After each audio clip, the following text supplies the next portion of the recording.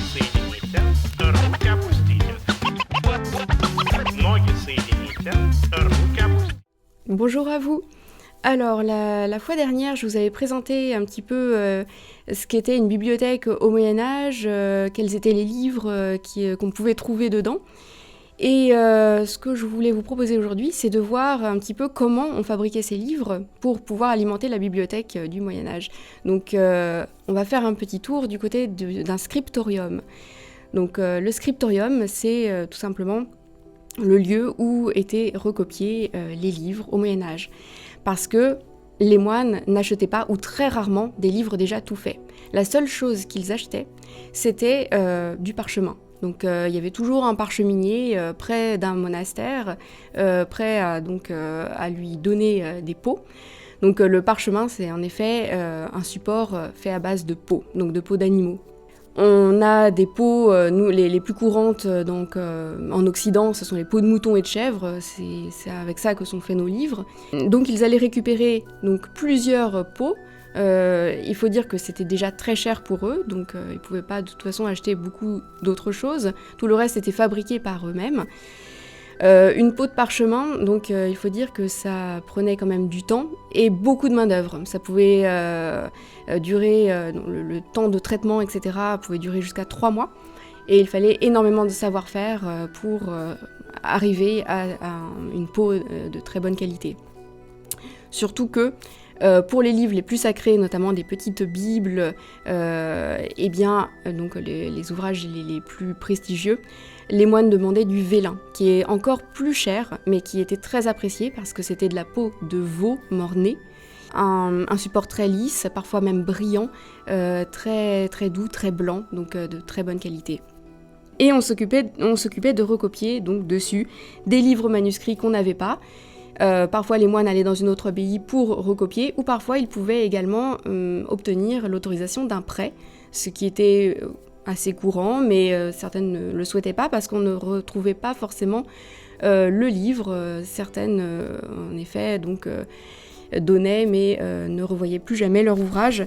Donc on a eu l'idée au Moyen-Âge, pour essayer d'empêcher cela, de faire des ex-libris sur les livres. Donc, les ex-libris, ce sont des petites écritures manuscrites au début du livre pour dire voilà, ce livre ex-libris fait partie de la bibliothèque de, et on mettait le nom du propriétaire, donc le nom de l'abbaye. Et parfois, en plus de l'ex-libris, pour vraiment un petit peu intimider l'emprunteur, on avait des petites mentions. Par exemple, « Cher lecteur, souviens-toi de me rendre à Saint-Nazaire, car je ne puis souffrir d'appartenir à un autre maître. » Donc voilà, ça c'était vraiment pour essayer de contrecarrer les oublis. Et voilà. Ensuite, chaque moine, selon la règle de Saint Benoît, devait consacrer une partie de sa journée à l'écriture. C'était un acte de foi dans le monastère, et il fallait absolument le faire.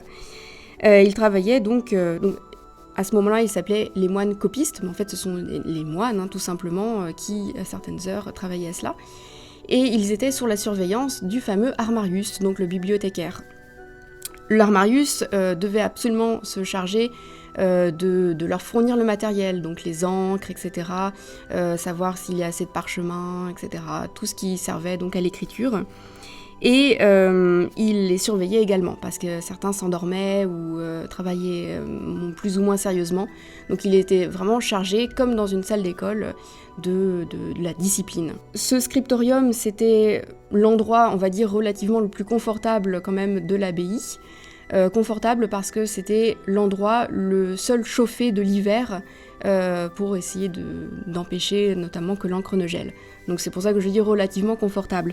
Mais la copie des manuscrits était une vraie difficulté parce qu'elle durait des heures. Pour une production de 2 à 3 feuillets par jour, et c'est un travail vraiment très difficile pour les moines.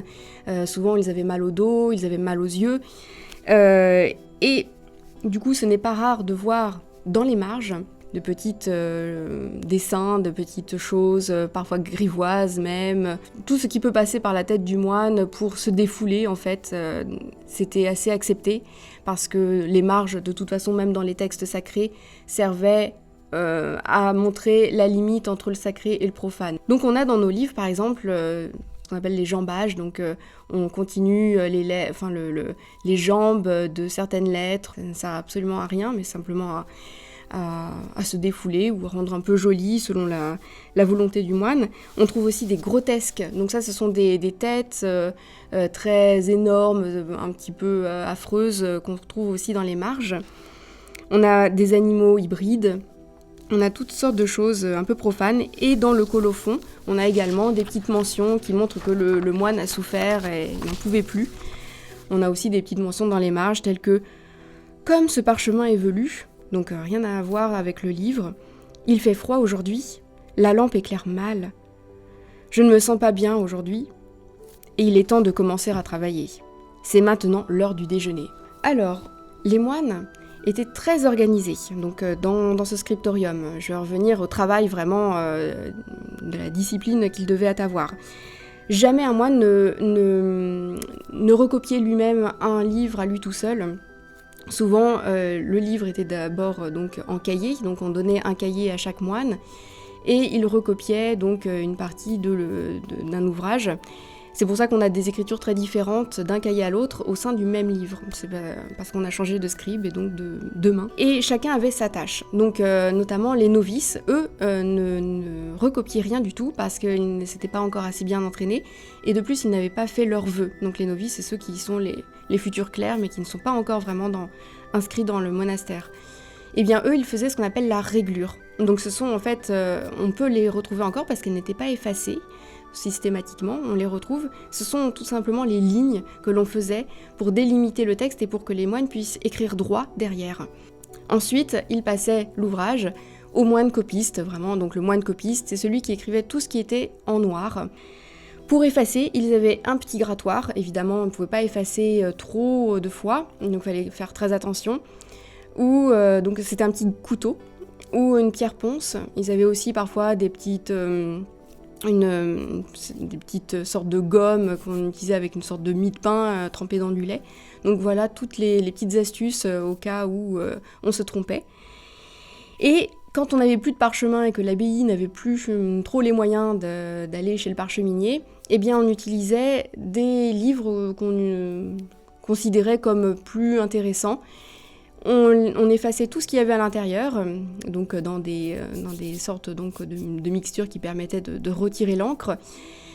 Et c'est ce qu'on appelle le palimpseste. Donc le palimpseste, c'est donc des ouvrages qui ont été réutilisés et réécrits dessus. Alors certains laboratoires ont retrouvé sur certains palimpsestes 7 réutilisations du même manuscrit, pour dire à quel point le livre et les pages étaient de bonne qualité pour pouvoir résister à ce point-là, donc sur 7 écritures différentes et effacées. Le moine, ensuite copiste, donnait son travail au rubricateur. Alors, le rubricateur, lui, il s'occupait de tout ce qui était écrit en rouge. Ça vient de ce mot-là, un rubricateur, ruber, rouge en latin. Et en fait, les moines, au Moyen-Âge, n'utilisaient pas le surlignage, évidemment, ils n'avaient pas de fluo non plus, et ils n'utilisaient pas les alinéas, ils ne faisaient pas d'espace, donc le texte était toujours très tassé pour éviter en fait déjà l'utilisation trop grande de parchemin, puisque ça coûtait cher. Donc pour essayer de se repérer, puisqu'on n'avait pas d'alinéas, on faisait pour les mots les plus importants ou les passages d'un nouveau chapitre, on l'écrivait en rouge. D'ailleurs, le texte, les premiers mots d'un livre manuscrit au Moyen-Âge, ça commençait par incipit. Il n'y avait pas de chapitre, on disait ici commence, donc incipit, etc. Et on donnait le sujet du texte. Vous trouverez ça dans tous les manuscrits, en tout cas que nous avons à Melun. Alors, l'enlumineur, ensuite, prenait le livre en dernier. C'est la partie vraiment la plus belle de l'ouvrage. Enluminé, ça vient du terme illuminare, donc c'est un terme qui signifie illuminer, éclairer le livre. Donc dans un sens premier, parce que, en effet, les textes les plus sacrés, pour rendre hommage à Dieu, en fait, devaient être très beaux, donc très lumineux.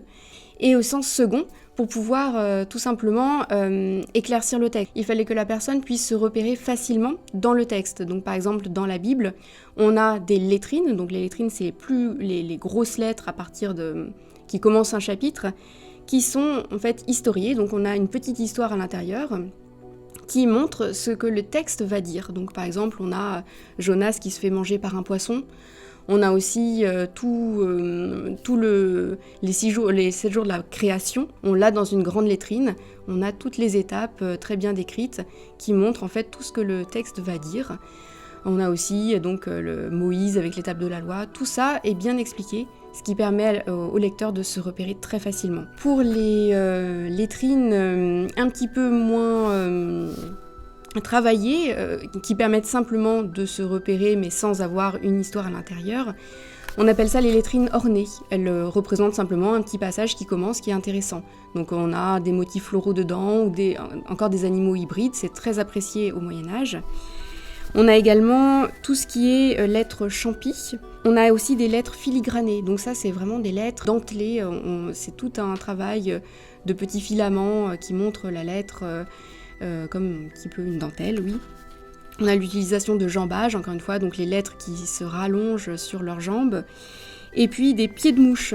Donc en fait, ça, on l'a récupéré dans nos nouveaux traitements de texte. C'est l'ancêtre en fait des pieds de mouche comme on l'appelle aujourd'hui. Ensuite on a des notas, donc des petites mains, et puis des lettres cadelées ou dites lettres cadeaux. Donc ça c'est un jeu de filaments dans les marges qui permettent de prolonger la lettre et de faire carrément un dessin, un jeu de dessin, donc des têtes, etc. Alors toutes ces couleurs étaient faites par les moines à partir de plantes, de fruits, de racines, de minéraux. Le plus cher c'était le lapis-lazuli qu'on faisait venir d'Afghanistan et qui servait donc c'est un bleu très très beau, qui servait vraiment aux choses les plus sacrées. On le réservait notamment pour le manteau de la Vierge, mais on n'avait pas le droit de l'utiliser pour beaucoup d'autres choses parce qu'il était très cher et très précieux. On utilise aussi des ocres, des matières animales comme les cochenilles, donc ça c'est pour un rouge très vif, et évidemment la fameuse feuille d'or qu'on appliquait au pinceau sur un petit mélange qu'on appelle l'assiette ou le bol d'Arménie. C'est en fait un petit peu d'argile et de graisse, qui permettait de bomber un petit peu la lettre, qui lui donne un effet très luxueux, très riche, et qui permettait surtout alors d'adhérer à la page. Mais que faisaient les moines quand c'était l'hiver et qu'ils n'avaient plus donc de plantes, plus rien, etc. pour faire leurs couleurs? Eh bien, ils avaient inventé également un très bon système, celui des piécettes. Donc c'était tout simplement des petits bouts de tissu, des petits carrés de tissu, que au printemps, lorsqu'ils avaient fait leur décoction, ils avaient trempé donc dans la solution. Donc on avait des piécettes rouges, des piécettes bleues, etc. de toutes les couleurs. Et ensuite, ils les faisaient sécher, ils les mettaient dans leur armoire. Et à l'hiver, quand ils n'avaient plus de couleurs, eh bien ils les récupéraient, ils les replongeaient dans de l'eau et ensuite ils pouvaient ainsi toujours, tout au long de l'année, avoir leur couleur. Alors, le travail de ces enlumineurs est si fin que ça tient parfois du prodige. En effet, ils avaient parfois besoin même de tout petits livres pour savoir prêcher. Donc, il y a des livres qui ne sont pas plus gros que la main, donc, comme vous pouvez le voir sur l'image. Voilà, et ensuite, quand le travail était fini, eh bien, c'était le relieur qui se chargeait de mettre les cahiers ensemble. Donc, il y a des petits signes, des réclames pour dire tel cahier, ensuite ce sera celui-ci, etc. pour pouvoir ne pas se tromper d'ordre, et ensuite il le reliait. Donc soit c'était une simple couverture de parchemin, soit donc qui était collée sur des ais de bois. Donc le livre en général c'était soit donc la couverture en carton, on la recouvrait, soit des ais de bois, donc vraiment des plaques de bois. Soit on utilisait aussi des anciens manuscrits. Et les plus courantes sinon étaient la basane, donc qui était une peau très commune de mouton. Donc qui est très facile aussi à se déchirer malheureusement. Les plus riches étaient en soie, donc on a un ouvrage en soie qui représente un pan. On a également donc des reliures en peau de truie, donc c'est la peau très blanche, celle-là, très belle. Alors d'autres reliures étaient en peau de daim, donc on dit en peau de daim, mais en fait c'est simplement de la peau retournée qui ressemble au velouté de la peau d'un daim. On a également de la peau de chagrin, donc c'est de la peau de mulet, ou d'âne qui permet d'avoir une peau également, une reliure très luxueuse, un petit peu sombre. Enfin, le livre rentrait dans les collections de l'abbaye, après toutes ces étapes. Alors ils étaient rangés sous clé comme je l'ai dit, à plat comme je l'ai dit, et pour éviter qu'ils ne s'ouvrent, eh bien parce que dans l'abbaye il pouvait y avoir beaucoup d'humidité, ça pouvait faire jouer, gondoler, boursoufler les pages, eh bien on avait des systèmes de fermoirs, c'est à ça que servaient les fermoirs au Moyen-Âge, et des systèmes de lanières, donc pour pouvoir les fermer et les maintenir bien à plat et bien fermés. Alors enfin, qui lisait ces livres ? Et comment on lisait les livres ? Est-ce qu'il y avait aussi quand même malgré tout d'autres clients de ces moines copistes que les moines eux-mêmes ? Eh bien c'est ce qu'on va voir dans une autre partie sur les lecteurs au Moyen-Âge. Merci beaucoup à vous, à bientôt.